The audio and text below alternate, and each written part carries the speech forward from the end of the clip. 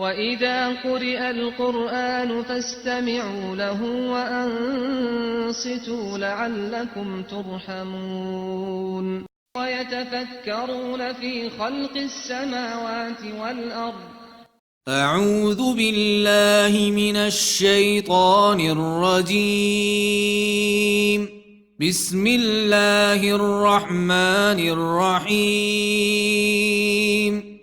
القارعة ما القارعة وما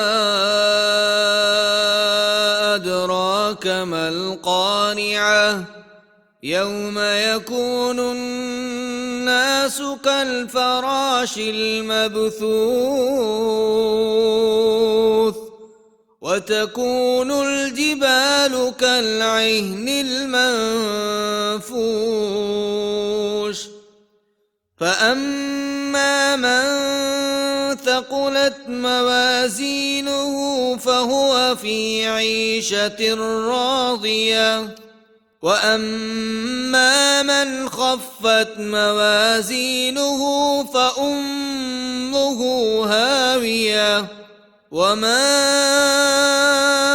أدراك ما هي نار حامية.